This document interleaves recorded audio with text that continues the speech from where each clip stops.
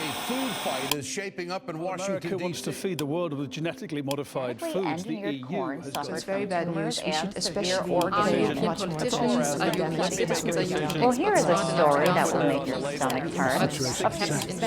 Well, what did we do before GMO? Was the food lousy in America or what? Countries. Why wouldn't it work here? I mean, why are we behind the curve here?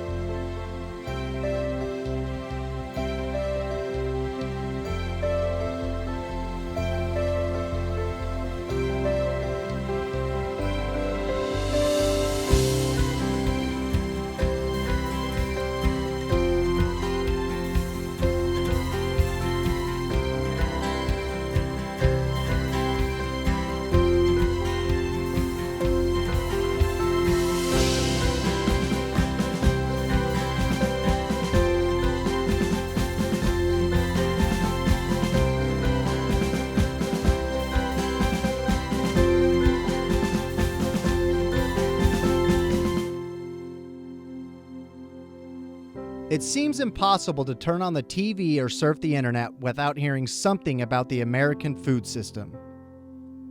GMOs, pesticides, food allergies, factory farms, antibiotics, added hormones, cage-free, grass-fed. There's an overwhelming cloud of negativity floating around about our food and where it comes from.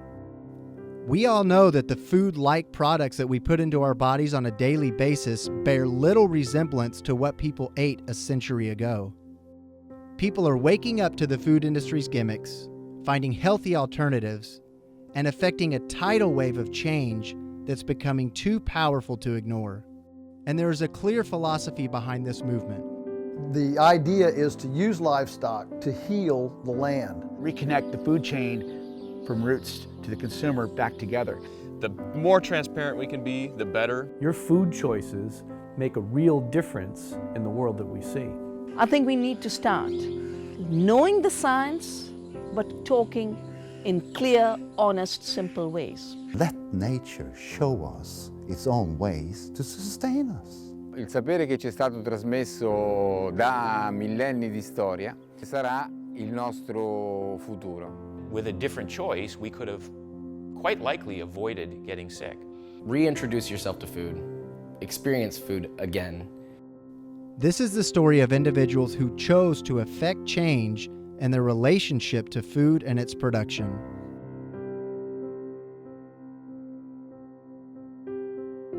Growing up in a small town of Abruzzo, Italy, filmmaker Loreto Di Cesare was raised in a culture where traditional methods of farming and food preparation play an essential role in everyday life. The importance of food is not only a key part of sustaining life, but is the pinnacle of social gatherings and celebrations. When he came to America, he wanted to find others who share this relationship and produce real food.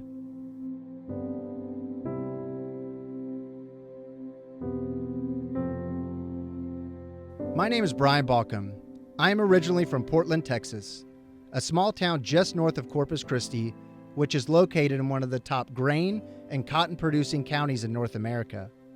Up until now, I'd never given much thought to the industrial farming practices I grew up around. But after working with Loreto over the past few years and learning more about the culture he grew up in, I have become more aware of our system's shortcomings. This is what inspired us to seek out the answers to why our food system has become so different from the rest of the world. Soon thereafter, we were given an opportunity for Loreto to visit Nabdanya in Doon Valley, India, and speak with Vandana Shiva.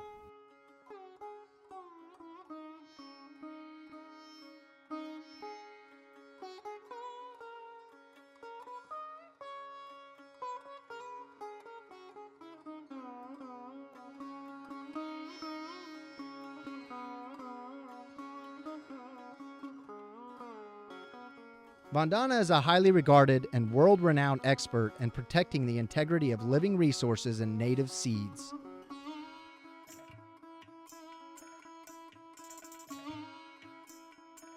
Her passion for local and organic methods of farming are well known, and it forced us to start asking some very simple yet extremely important questions about our food in the U.S. Questions about the importance of healthy soil, what's really in our food, and so on. One thing I've learned in my 40 years of activism, if all you have is a no, you're not strong enough. You have to have a yes for something that you can shape, and the no must come from a ground that is sovereign, autonomous, democratic, and you must do the work that it takes. Can't wait for governments and corporations to make the shift. People must.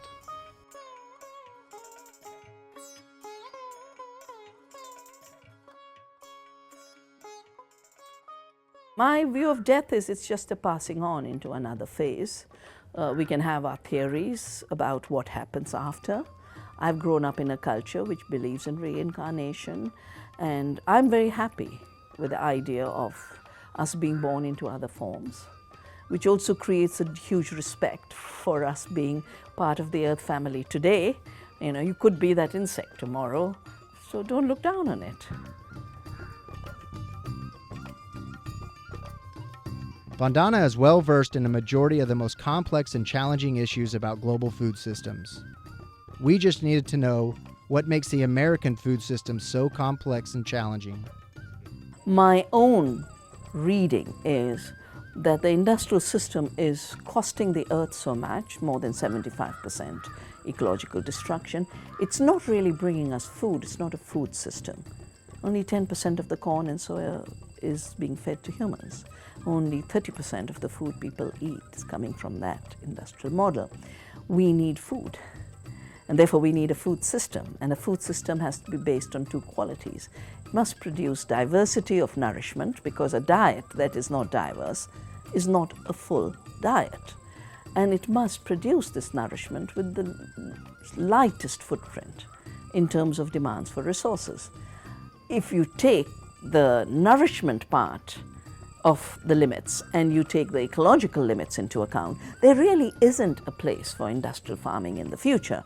Now, how much time it'll take for it to fade into history as more relevant forms of the food system that are more resilient, that will survive the climate havoc we are seeing, that one cannot predict. Maybe our own conditions for survival on this planet will be destroyed faster than the industrial system will, but it doesn't change the duty we have to create systems that don't destroy the earth and don't destroy the farmers and don't destroy our health. And the challenge is to bring ecological and nutritional literacy.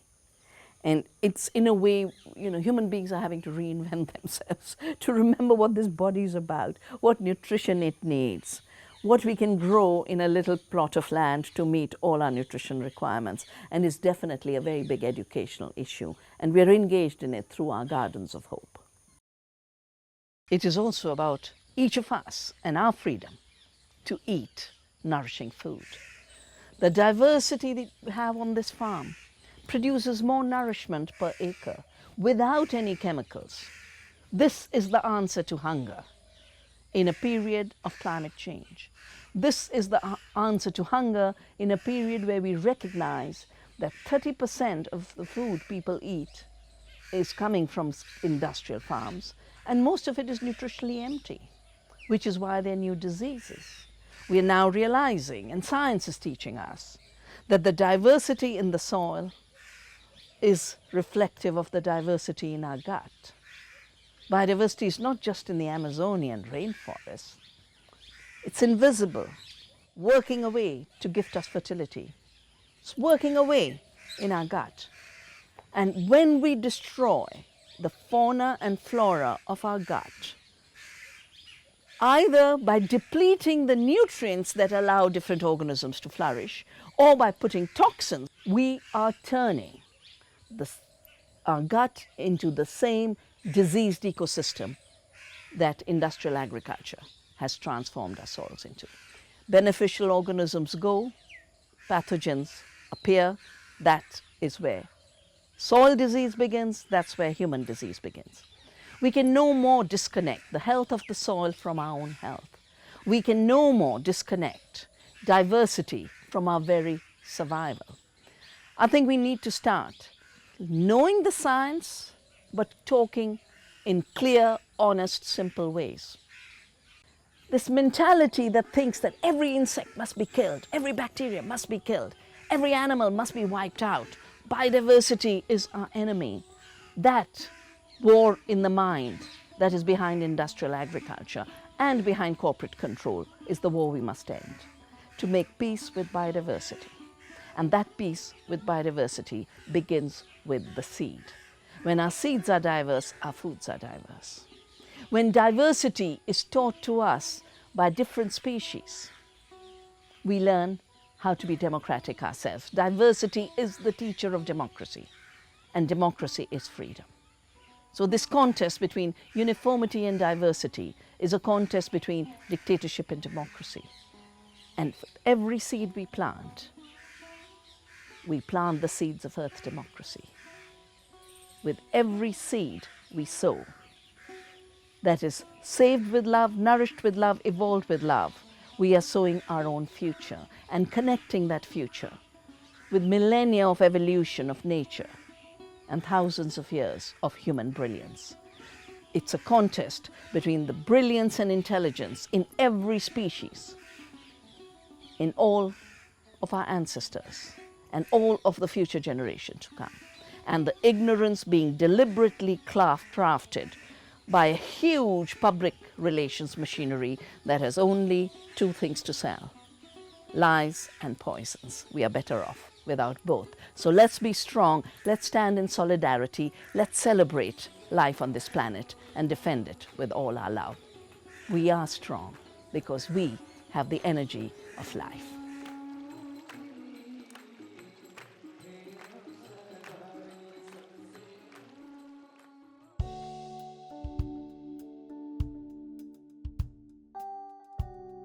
One thing that Loreto and I noticed is that there seems to be a global trend when other countries are educating themselves on the American food system. They seem to be doing so with a variety of documentaries that focus on the negative aspects of our food system.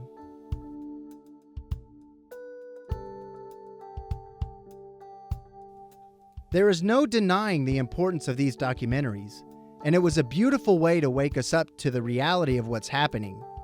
But through our own personal experiences, we felt that there was another side of the story that needed to be told. We wanted to show the positive aspects of the industry, told through testimonials from the farmers who are changing the way that we look at food. And we started by simply looking local.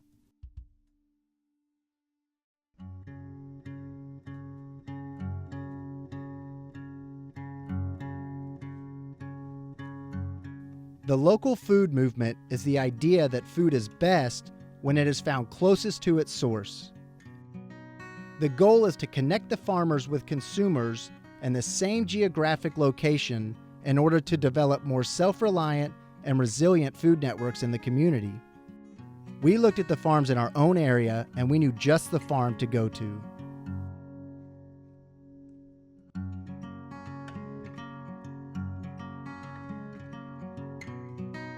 Primal Pastures is a small farm located in Murrieta, California, operated by Paul Greive and his family. Primal Pastures and the story behind its conception is a testament of how far people are willing to go to ensure their family's health. I could have done a lot of different things, but I chose farming because it speaks deeply to your soul. Like, it's something that you feel so passionate about and something that's so visible and tangible. There's nothing like it.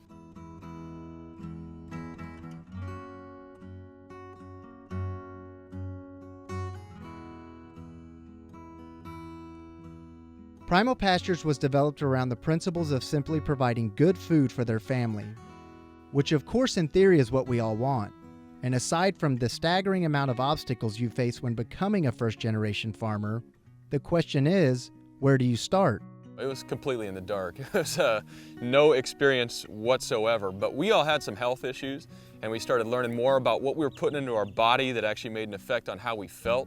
And so from that, we chased this rabbit hole and said, look, let's raise some ourselves and just give this whole thing a shot.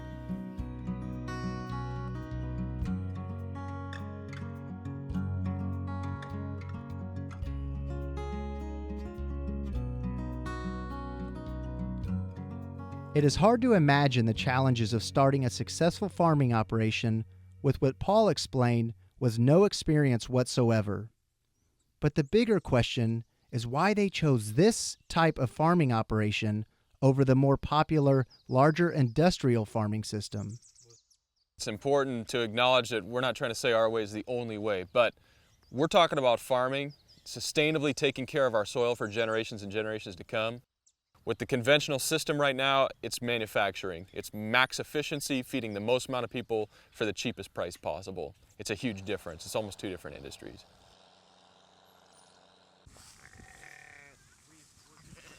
Primal Pastures is leading a new generation of farms that are using basic farming practices, revitalized with modern technology in all aspects of their operations. This also plays a vital role in connecting with their consumers. This is still a grassroots movement, a literal grassroots movement, because we're all about the pasture. There's not huge money in small family farms. There's not lobbyists in DC trying to take care of us. This is a consumer-driven, market-driven approach, and it's all based on consumers voting with their dollar. We focus on educating customers about the difference of what we do and the stuff that they're finding available in the grocery store or whatever. So we host thousands of people every year for farm tours. We want them to come out, see their food, meet the farmers. The more transparent we can be, the better, because we got nothing to hide. We actually want people to see our farm as opposed to some of these guys who are trying to hide everything. And then convenience. We put everything online. Folks can order online through the website. We'll ship it to their doorstep. We try to make it as seamless and as easy as possible. One of the important things is education, like you said. Why is it, unless we weren't paying attention in school, in elementary school, the basic principles of where you learn about food, why is this not being taught to kindergartners about the importance of the entire environment, the ecosystem, the soil, and how it all needs to come?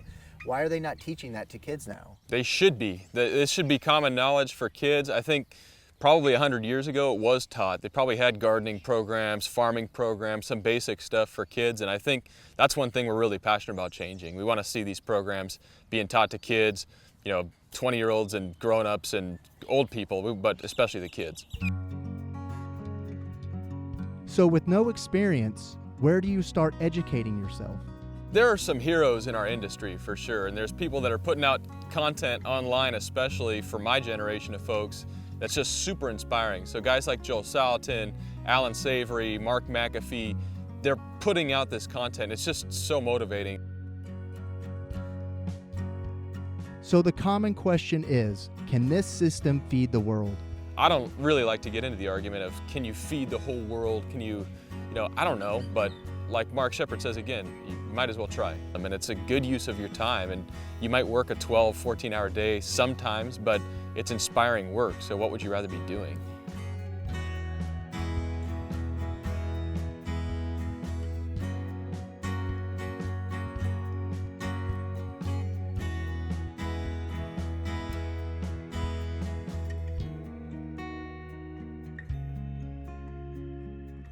Our experience with Paul Greive set us out on an educational journey to try and have the questions that we are all asking about our food answered. We figured who better to answer these questions than the people that Paul looked to for guidance and whose life's work is farming and food. There is a growing movement in the farm industry that has a refreshing sense of unrestricted creativity and innovative thinking on ways to produce healthy food for the community.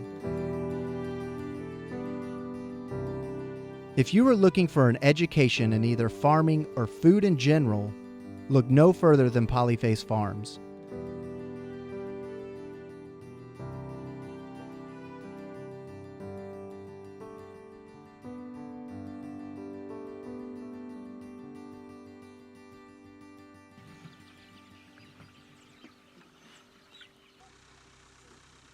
Teddy Roosevelt said one time, he said, it's really hard to get people to think differently when their paycheck depends on believing something else.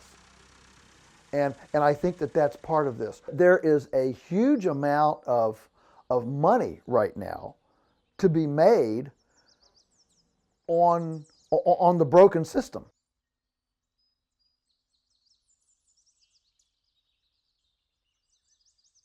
Polyface Farms encompasses the idea of farming with integrity. This family-operated farm of over 50 years takes on the responsibility of what it means to be a farmer, producing quality food for the community while respecting the environment and the life forms that are providing us with that.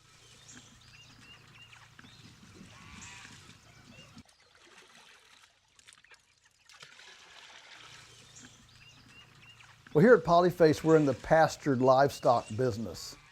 The idea is to use livestock to heal the land. The deep soils that we're still mining in the Midwest, we're growing corn and soybeans and things, these have all been built with animals, with perennials, predators. You know, there's this activity. So how can we mimic that activity on the land to actually build soil and to actually stimulate the hydration cycle and all those kinds of neat things and sequester carbon? You know, how can we do that? That's our life's mission.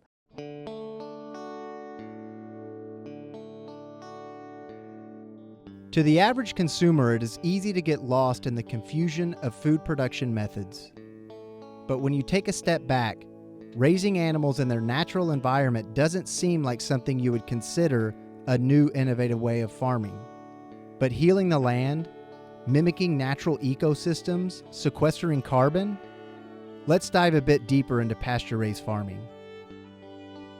Well, in its most basic form, pastured farming is managing the meeting between animal and grass. That's what we do. We manage when the animal and the grass meet. That's the mechanics of it. The philosophy of it is that these animals are supposed to be out moving around, that it's not part of the ecological system for animals to either not move or be confined in factory houses.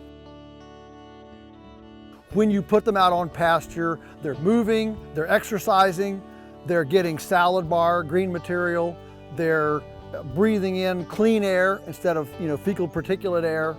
There are a lot of dynamics here that are going on. That's the big why.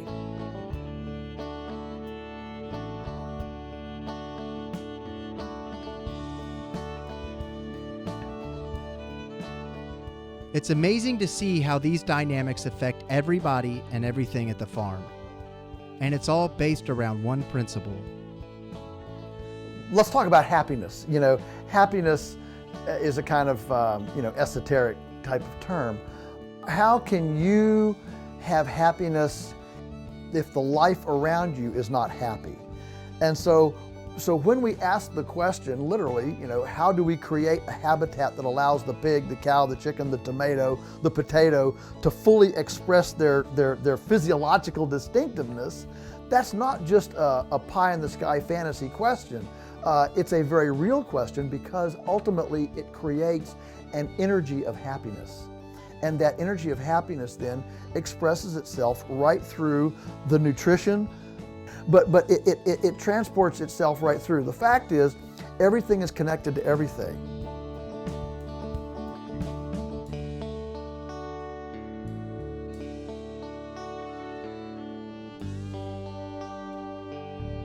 There's an obvious question of why.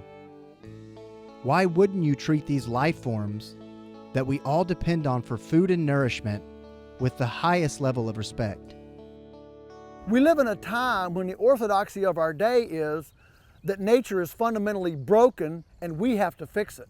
I would suggest nature is fundamentally well, and if it's broken, we probably broke it.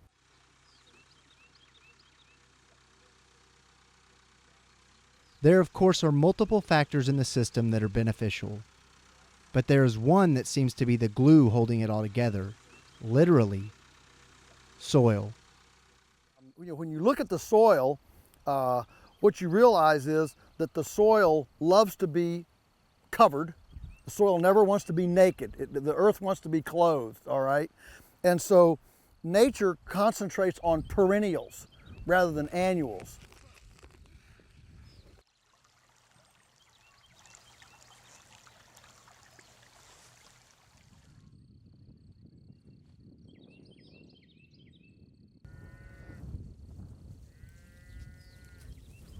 You were here in January when all this was brown and the soil was sleeping. The cows were in the, in eating hay, and so then what we did was we took that manure and that bedding from the winter, all that carbon and compost. Used the pigs to compost it.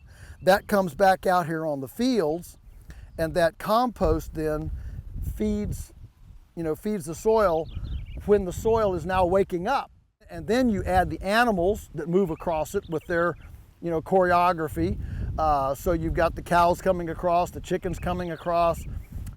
And so this is the role of the herbivore in nature, is that it prunes, just like a viticulturalist would prune a vineyard or an orchardist would prune an apple tree to stimulate verdant luxurious growth.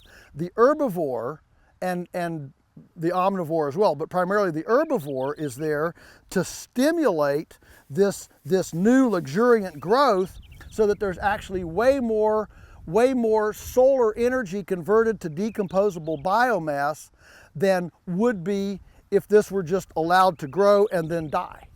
The healthy soil then grows a healthier, more dynamic biomass, which makes more roots, which makes more organic matter, which makes more earthworms. It's a regenerative, abundant system if we mirror our farm systems to the ecological template. Then it's a system of abundance. After learning about the benefits of everything that this way of farming has to not only the people consuming these products, but the environment and ecosystem in general, we can't help but be concerned about how we are passing this knowledge on to future generations. This is also a very big part of Joel's life. In addition to his life at home, enjoying time with his family on the farm, he dedicates a great deal of time traveling globally in an effort to educate people on all aspects of farming. It is a reflection of the type of person he is. Because of his commitment to sharing his life's work with the rest of us and spreading awareness of not only the dire situation our current American food system is in, but he gives us an idea of what the answer to the problem looks like.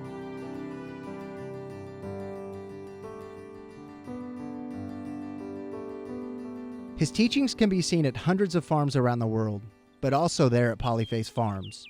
Well, farming it's important to transfer through the generations because it's not an equation. You can't say 2 + 2 always equals 4. There's so many variables, whether it be weather, soil conditions, temperature, all animals, they're always different. And so that just comes from a wealth of experience, and the experience comes from years of doing it. And so to be able to take that, very much like our ancient culture, and transfer it through stories or through experiences to the next generation is really the most valuable way for the next generation to learn and stand on the shoulders of past experiences. As a mentor, when you see a student or someone learning or a child catch what you're trying to teach them, this light bulb goes off, and it's this amazing experience when they get to learn from a mentor and see it firsthand. Oh, I see the egg being laid, I see the calf being born, and that excitement and that exuberance of learning something new happens on a day-to-day basis in farming, and it makes it so exciting.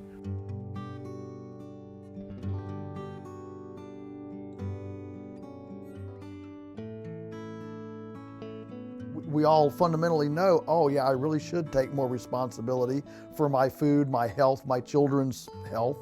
And so there's a bit of guilt, and it's overwhelming. The beauty of this whole soil thing is that it is biological. It's healable. It's not a machine, it's not mechanical. We can manipulate it however cleverly hubris can imagine to manipulate it. But if it's life, if it's biological, then there is a fundamental sacredness and reverence to that life form. What my challenge would be is come down out of the bleachers and start playing in the game. Once you get that answered in your head, then suddenly you begin looking at soil, at life, at animals, at plants. You look at them differently than if you simply look at them as intricate machines.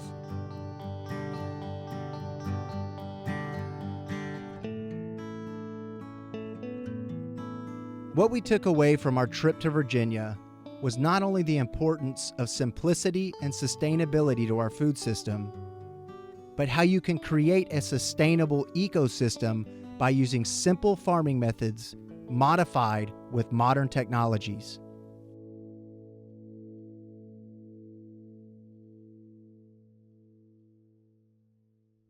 Our next stop takes us to Wisconsin to talk to Mark Shepard at New Forest Farms, who is another influence for young farmers learning about sustainability.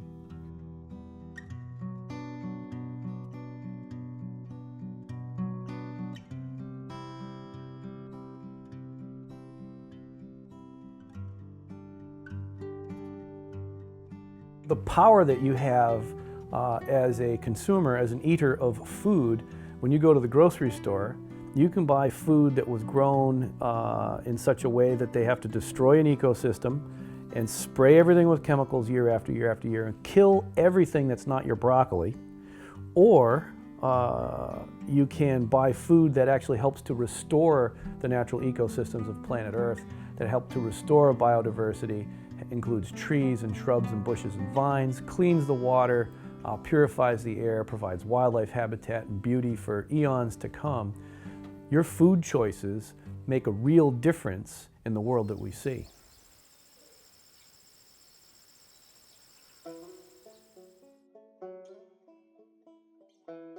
We practice what we call restoration agriculture, which is the mimicking of natural ecosystems. So no matter where you live, if it's Pacific Northwest, the Northeast, the Mid-South, up in central Canada, you would design a perennial agricultural ecosystem around the natural native ecologies of that place. At first, this doesn't look anything like your typical conventional farming system. It looks just like what Mark said, the natural ecology of the native area. But a closer look tells a much bigger story. We begin with slight little changes to the land using contour farming and terraces, modified ever so little. We make terraces and we shape our fields, arrange our fields so that water is taken from high in the landscape and spread to the ridges slightly lower. Instead of allowing the water to concentrate in valleys and flow away in flash floods, we spread it out to the ridges. Then by planting perennial ecosystems, we prevent all of the oxidizing of soil organic matter, putting carbon into the atmosphere, degrading the soil resource. By planting a perennial ecosystem, we're actually building soil, creating topsoil, turning subsoil into topsoil. And then because we're imitating natural ecosystems, we're planting the trees and shrubs and bushes and vines and grasses that were natural and native to an area. And so all of the wildlife that used to be here starts to find a home. And instead of having to have habitat islands on a farm for wildlife to exist in, the whole entire farm becomes a wildlife habitat island. Mark's system of restoration farming focuses on building sustainable ecosystems that will benefit people for generations. But what is the biggest difference between this method and the conventional method of farming? Well, if you were to just take examples of most of the staple food crops in the USA, the top few being rice, wheat, corn, and soybeans. Those are all annual plants that you plant the seeds in the spring, then you harvest more seeds in the fall. And in order to plant these annual plants, you need to have bare soil somehow. So at first, when farms were created, the land had to be cleared, a forest had to be removed, a prairie had to be plowed up in order to expose that soil. so you can plant the soybeans and corn and wheat and so on. Then every year that soil has to be disturbed again. And every time that soil gets either plowed or herbicided, more organic matter oxidizes, you lose more fertility in the soil, more soil washes away in the rain, blows away in the wind. So that's part of what the industrial annual agriculture does. So if you just look at the farms across the road, surrounding us actually on all sides, what did they have to do in order to have that farm? They had to destroy the natural ecosystems of planet Earth in order to start that farm. And we depend on that for clean air, for clean water, and all of the joys and satisfactions that we get out of being in a beautiful, wild, natural place. So we understand the importance of building a healthy ecosystem, but how does this play a part in the quality of the food it produces? Now when it comes to the quality of food, oh my goodness. If you look at the nutrients available in number 2 dent corn, which is most of what's being grown around here, and then the nutrients in soybeans, which is the other main crop around here, and you look at the profile of the vitamins and minerals available in corn and beans, there's hardly any nutrition for human beings. There's protein and carbohydrates. There are more deficiencies in vitamins and minerals in corn and soybeans than there are sufficiencies. Well, if you were to take this system here, which is modeled after the oak savanna, where some of the crops we're growing are chestnut, hazelnut, apples, cherries, mulberries, elderberries, grapes, raspberries, currants,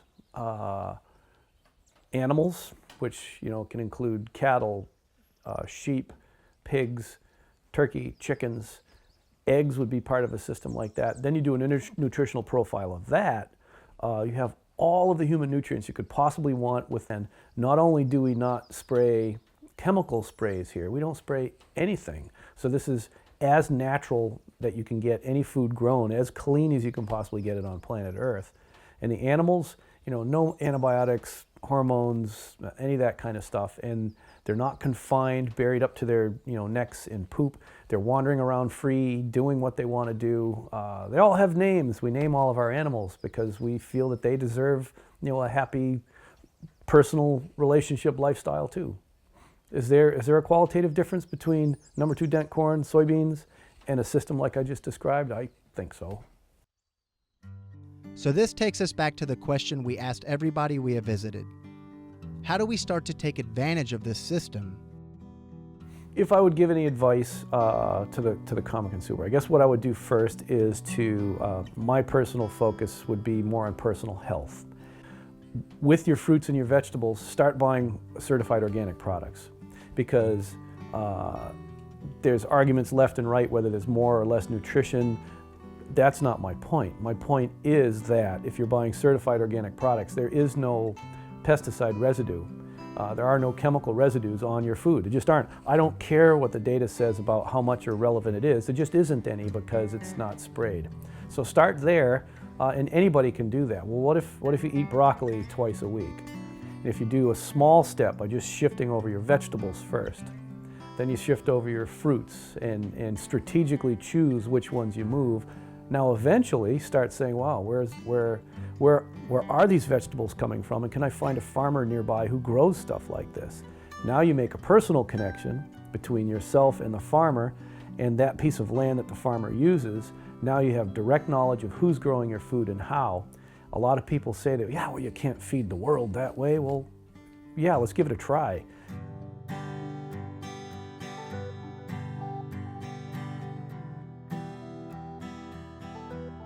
We talked a great deal about sustainability and learned about Mark's practice of restoration farming. We saw firsthand that by simply following the rules of nature, we can provide ourselves with all the nutrition we need to live a healthy life. This is just another healthy option that we learned that we can take advantage of. But along with everything else, it comes down to our own choice.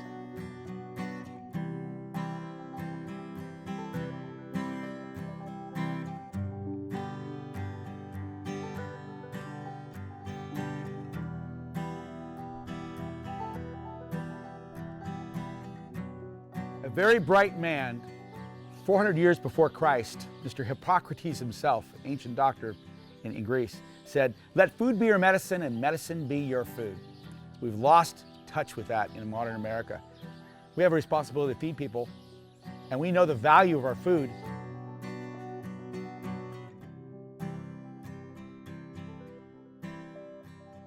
Well, my name is Mark McAfee. I'm the CEO and founder of Organic Pastures Dairy here in Fresno, California.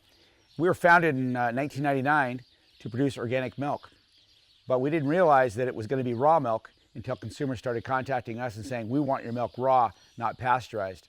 And so we evolved very quickly to become an organic, pasture-based, raw milk company.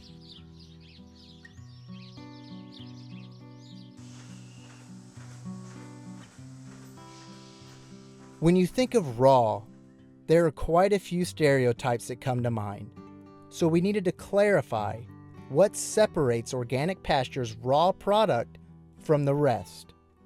Very simply, there's raw milk produced for people and raw milk produced for the pasteurizer, and their worlds are different, completely different standards. The current paradigm in power, the processors, the FDA, love to commingle them all together and make a big mess out of it so nobody can understand what we're talking about. They rejoice in confusion. And what we're trying to do is make it very simple, because it is simple. You mix 50 dairies milk together with very loose standards that allow for pathogens and very high bacteria counts. That milk needs to be pasteurized. And it goes to a centralized processing plant, and it is. That's grade A milk for pasteurization in America. Then the other kind of milk is regulated at the state level, very strict standards. Milk can never be commingled together between two different dairies. Very low bacteria counts. In fact, the bacteria counts have to meet and exceed after pasteurization standards without pasteurizing. So we're talking about very, very low bacteria counts. And that takes a very strict management style. It takes cohesive team management, has safety protocols, testing. It's more expensive.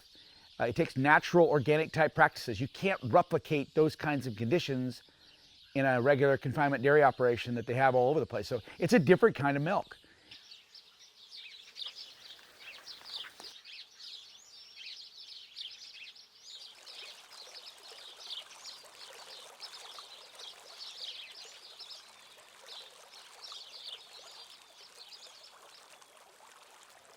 So it's amazing whenever you see large feedlots, there's one element missing.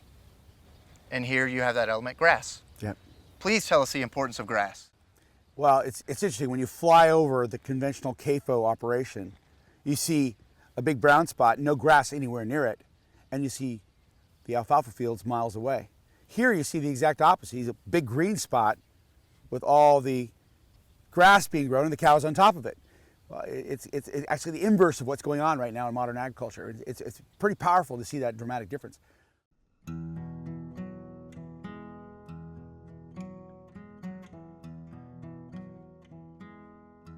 There is a definite movement with farmers recently to connect with their customers.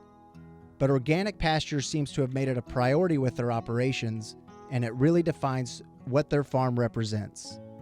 Well, if you took all the farmers in America, all the dairymen in America, you line them all up, you can divide them in half, literally, a very nicely distinct line, by those that serve consumers directly and listen to consumers, respond to consumers and serve them directly, and those that serve some other intermediary in the food chain, a broker or a commodity market, and so on and so forth. The closely connected farmer-consumer relationship, the farmer would be listening to the consumer directly saying, "I want to know you, I want to visit you. I get to know my farmer, I know my farmer. I trust my source." So it's a big educational challenge to bring people to a place where they even understand what an unprocessed food is. Organic Pastures truly represents what it is to be a participant in the positive food movement. They are constantly trying to educate the public on not just the benefits of their product, but more importantly, the benefits of taking advantage of the farms out there trying to make a positive change for all of us. There could be no more clear message sent from a consumer to a processor or a farmer than the dollar vote. And you just simply stop buying a product and it starts to degrade in the marketplace. You cannot have a more clear message sent.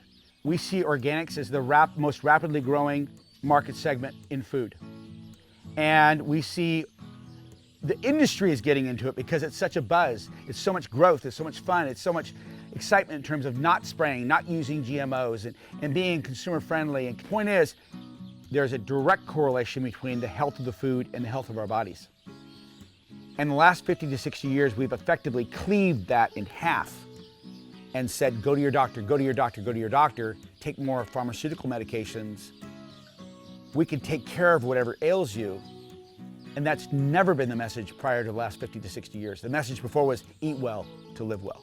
When you get into organics, you get consciousness of the fact that food matters to my body and it reflects in good health in my body. And then you start inquiring more about that food and you're like, you know what, I don't want it to be highly processed. I want it to be in the natural form that was available, because that's the way it has its enzymes, its probiotic bacteria, its proteins are whole, and that's the way my body can best appreciate its value. So there's kind of a halfway step of organic, and then there's organic unprocessed. And that's where we are right now, is the educational challenge of pushing back so people understand that the ultimate is literally what God made, which is whole, unprocessed, organic-like foods.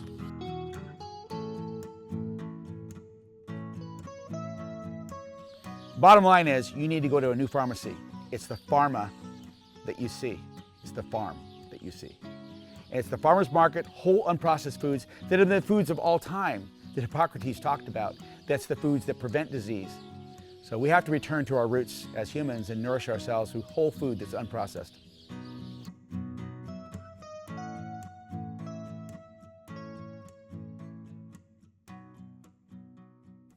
We travel around the country in hopes of learning more about our food system.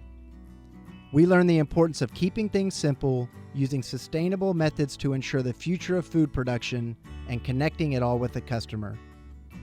The reality is that the methods we experienced seem to be more in line with the rest of the world when it comes to basic food production.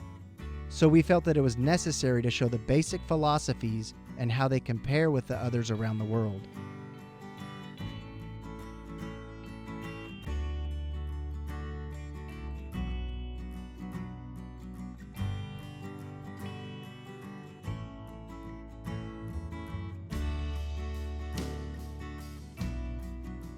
Our place on this planet is to do our best to show and educate the people of the world in the ways of nature as it really is. And this is the future for us all.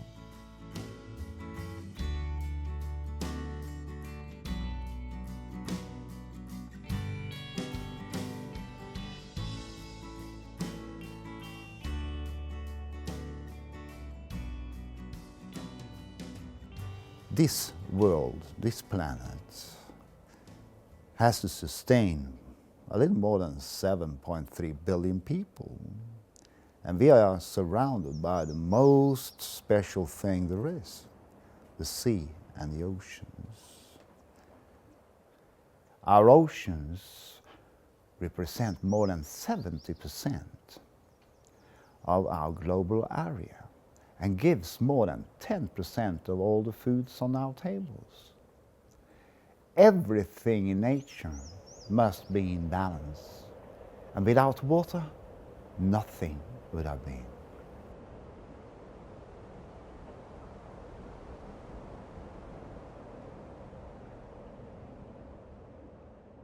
I welcome you all to Rosita, and now you're in northern Norway. That's quite a bit away from where the main parts of this video comes from. Living and being a Norwegian in this very pristine, loving part of this world, I'm representing here a pure natural fish liver oil and oils, and our company is named Rosita Ratfish Oil. And they are made from these pristine environments and the oceans around this island of Dana where we live. Nature creates all and everything through balance and harmony. And this is the most important thing you see and you meet when you come into Rosita. It's all about sustainable living. So we also try to live and teach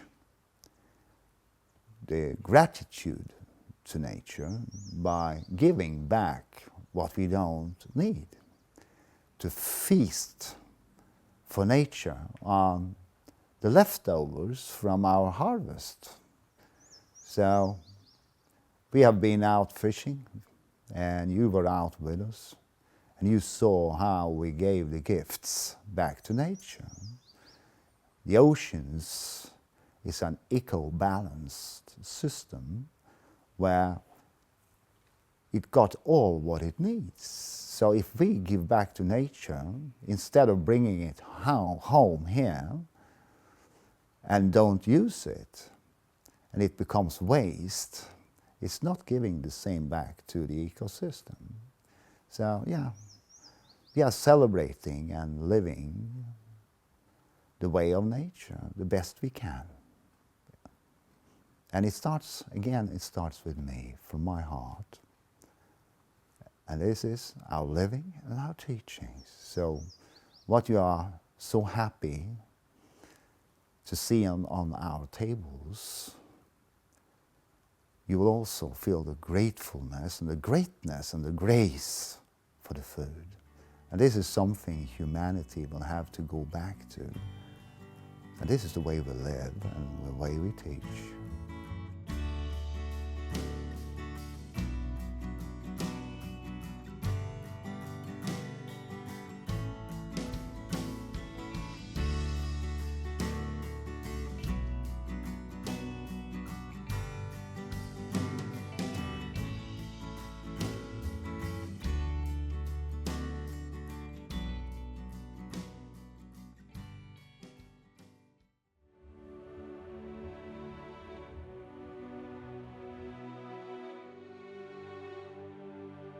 Il sapere che ci è stato trasmesso da millenni di storia, il sapere quindi di tutte le generazioni che ci hanno preceduto, quello che sicuramente sarà il nostro futuro.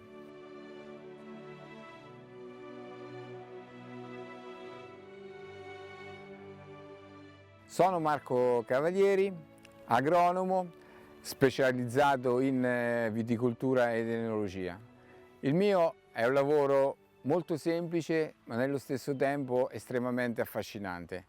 È un lavoro affascinante perché è un lavoro che ti mette in sintonia con la natura, che ti mette in sintonia con il creato e che ti rende molto umile. La cosa più importante che io ho apprezzato in tutti questi miei anni di lavoro è la lezione che mi fu data quando feci l'università da un mio professore e che cerco sempre di seguire, cioè quella, quando vai in un posto, quando esplori un territorio nuovo, ascoltare, mettersi in ascolto sempre di tutta la gente, di tutte le generazioni, di tutte le possibilità e le persone che con molto umiltà e sacrificio hanno sempre lavorato in quei terreni, hanno sempre lavorato in quei territori. Io ho avuto nella mia vita la fortuna di calpestare diversi tipi di terreno e diversi tipi di vigneti nelle varie parti del mondo, e questo mettersi in ascolto del territorio dove sei, questo di capire le potenzialità di un territorio è secondo me la forza e l'anima di quello che poi sarà il futuro prodotto. È quell'attenzione, quel riconoscere la biodiversità, quel rispettare l'individualità di un territorio e di esaltarne quelle che sono tutte le caratteristiche. Solo dopo questo ascolto è possibile introdurre o cercare di sintonizzarsi per poter fare delle scelte produttive. Chi sta in quei territori non sa molto spesso perché fa delle cose, ma fa quelle cose lì perché sono in sintonia con quel territorio. Quindi l'aspetto scientifico non è legato esclusivamente ad un sapere che è un sapere letterario, a un sapere che è un sapere dei libri, ma è un sapere che viene da una conoscenza dell'uomo, è un sapere che è stato tramandato, è un sapere che è fatto non solo di intelligenza o di idee, ma è un sapere che è fatto di sentire, è un sapere fatto di tradizioni, è un sapere che è fatto di esperienze vissute direttamente in campo.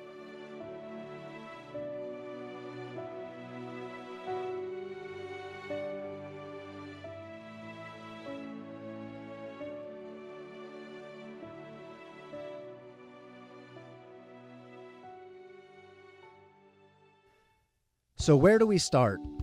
Like many of the farmers mentioned, there is a great deal of information floating around out there for you to get your hands on. There are individuals providing us with the information through blogs and other web-driven media, making it easier than ever before to educate ourselves on anything pertaining to food. I write a blog called Mark's Daily Apple, which has become one of the largest blogs in the world, dealing with all matters that have to do with health, fitness, diet, exercise, medicine. But it really specializes in the ancestral way of eating and sort of patterning our lifestyle after the expectation of our genes. I look at ways in which we can manifest a strong, lean, healthy body based on the choices we make and the foods we eat. I think as a society we've fallen into this mindset that sickness is something that happens to us, and once it happens, the way we deal with it is going to a doctor and getting prescribed a medication, something that's going to fix the symptoms. And the reality is most of what ails us happens as a result of lifestyle choices that we've made. If you look at the types of diseases that people present, a lot of these have to do with choices that we've made in our past in terms of the foods that we've elected to include in our diet or lack of exercise. And all of those are things that with a different choice we could have quite likely avoided getting sick. So I've really spent much of my career educating people on the way the body responds, literally how the genes turn on or off in response to the signals that we give them from the environment that we create around those genes, by those choices that we make through the foods we eat, the types of exercise we choose to do, sleep, and sun exposure. And then the other thing I'd say is take a step back and remember, if you will, what a real tomato smells like and tastes like. And what we're looking at here is not only how the tomato is grown, or any produce for that matter, but the amount of time it took to pick it, to gas it so that it wouldn't ripen too soon, to truck it across the country, to store it in cold storage, and then put it on the shelves so that you might come by and pick it up. That's not how we were designed to consume our vegetables, for instance. The best way to do this is to take it right off the vine and consume it. So if you think about eating locally and buying your produce locally at a CSA, a farmer's market, even at a co-op that has relationships with local farmers, you're getting produce that was picked the day before maybe, and now you're consuming it while the flavor is still the brightest, freshest, most absolutely beautiful flavor possible. And you're maximizing the nutrients that are in that. This is sort of a mindset that people, once they understand this, they appreciate what real food not only does for their health, but how it tastes better. I'm Joshua Weissman, and I am 19 years old. At the age of 16 years old, I lost more than 100 pounds to the use of real food and whole food and cooking. At the age of 17, I published my first cookbook after I created my website, slimpalate.com. I created my website in hopes of sharing my story and my recipes to inspire others to start cooking again, lose weight, eat healthier, whatever, just all in the name of real food. Because after I lost more than 100 pounds, I discovered that food is not only something that is amazing and something that we have to interact with every day of our life, but it's a very powerful tool to change everything that we believe in, the way that we look, the way that we approach problems in life. And I think that food for me has been a very powerful tool in not only changing the way that I look, but also changing the way that I think, the way that I see where my food comes from. And it's very important to me that I know where everything that I eat comes from. So I buy from local farms, and I buy from farmers markets, and you name it. Everything I want locally and I want raised properly. And I really only discovered this after I sort of slowly began introducing myself to the real food movement. So that was my entire beginning when I was losing weight, was really just focusing on real food. It wasn't about trying to find different kinds of weird diets or weird cutting corners. And I think that there's a lot of hocus pocus magic items out there, like all of these diet bars and these diet cereals and this diet that, which are all like randomized replacement foods for things that people supposedly miss when they could make it at home. But if they were making it at home, they wouldn't be eating it as often. So really it all roots back to, are you at home cooking your food from scratch? Because if you are, you're probably okay. And if you want to dive more into specifics, then you can from that point. But for me, it was like I was way out of bounds, and I was eating fast food every day, and I was eating junk food every day.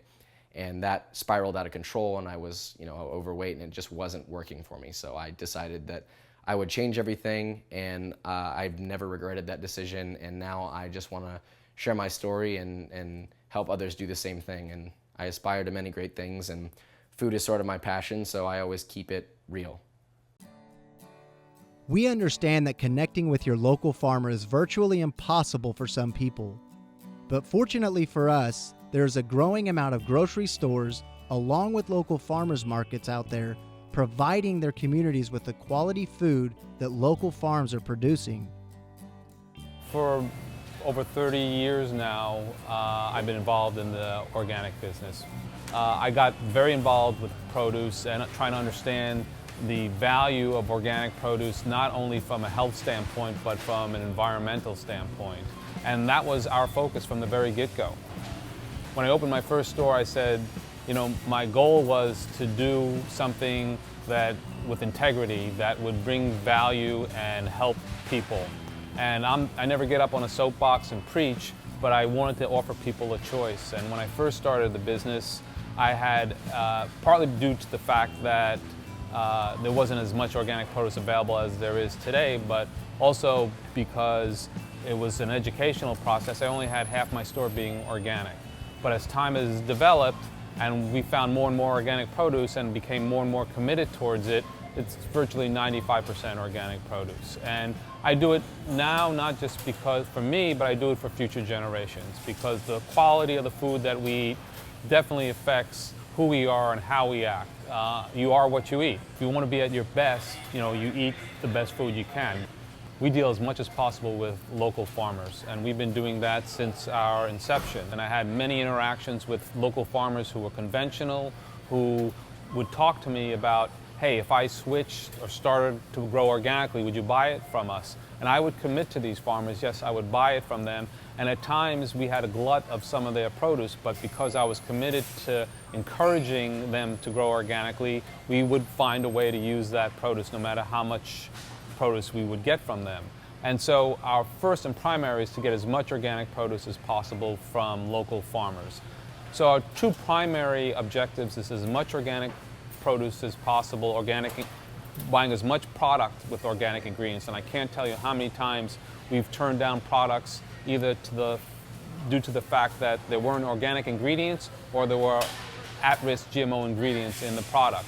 But a number of these manufacturers have come back and reformulated their products so that it meets our requirements, which makes me feel like we're doing the right thing by taking a stand, by walking our walk, talking our talk. So at the end of the day, it really is about allowing our customers to be able to choose what products they want, what they can eat, and by offering them organic produce, they have the opportunity to choose what's best for them, for what's best for their health. They don't have to choose that, but more often than not, once they start eating this way, and especially if they have kids, they're making a positive choice and a positive impact on not just themselves, but their entire family. And we do this because we believe it's not just better for their health, but it's better for the environment. My wife and I are organic farmers. We're also biodynamic, which is a higher elevated form of organics. Everything that we grow is a organic heirloom seed, which is a 100-year-old seed variety. There's no GMOs involved in anything. We do our own composting to make it even more so in terms of being biodynamic. We also do all of the fruits and vegetables in a seasonable fashion. We're known sort of for our lettuces in the wintertime and our tomatoes in the summertime. And fortunately, in doing farmers markets on Saturdays and Sundays, we're learning that more and more people are starting to get a good idea of how important organics are in terms of our food sources. Every weekend I come sell our product at the farmers market. Everything's grown in California and we sell to the local California people. I sell organic fruit and vegetables, and we bring it directly to the farmers markets so that people can eat organic and naturally grown vegetables and fruits. Hi, we're T&D Farms. We grow all of our fresh produce. We bring it to the customers direct, local farmers markets all around Southern California.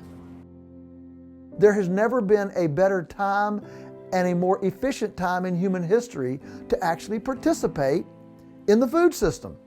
That's the truth. Your food choices make a real difference on how our planet looks and how healthy the whole planet is. We are the soil and our farm is the soil. And reconnect the food chain from roots to the consumer back together. Simplicity, sustainability, education. These are some of the key factors that we take from our travels. But from all of our experiences listening to people working every day to make a positive change in the food industry, our food choices are most important because we are what makes a difference.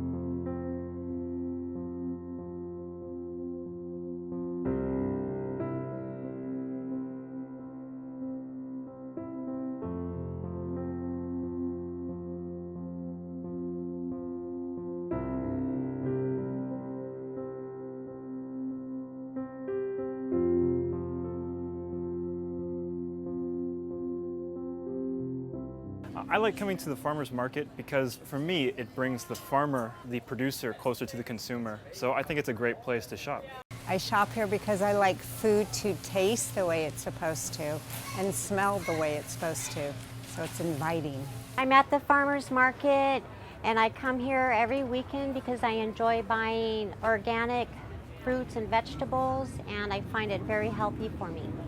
I'm shopping here because I want to have food that is organic and does not contain pesticides, and I'm having an increasing knowledge about what pesticides can do to your body.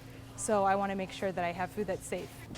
I like shopping in the farmer's market because I love fresh food and it's really good for my health.